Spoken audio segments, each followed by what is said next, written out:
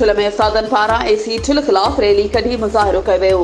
Education department जे सुपरवाइज़रनि जो AC ठुल सैयद अरबाब अली शाह ख़िलाफ़ मुज़ाहिरो करे नारेबाज़ी कई वई। उस्ताद यूनिस दायो, फारूक अहमद दाऊद पोटो, उस्ताद जे लाशारी, उस्ताद मोहम्मद इसहाक नूनारी, जुनैद अहमद नूनारी, मंसूर कुंडरानी, उस्ताद कमरदीन नसीरानी, अब्दुल वहाब बुर्डो ऐं ॿियनि जी अॻवानी में रैली कढी वई।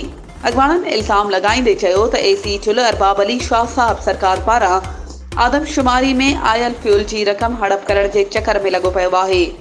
32 सुपरवाइज़रनि खे फ्यूल जा पैसा नथो ॾे, पैसा घुरण ते गुथा लफ़्ज़ इस्तेमाल थो करे ऐं दावा धमकियूं ॾिए थो त तव्हांखे कराची रवानो कंदसि। हिन आदमशुमारी में IBA जा नवां उस्ताद बि पंहिंजे ख़र्च ते कमु कयो, पर एसी साहब खरो खुतो जवाबु ॾेई रवानो करे छॾियो।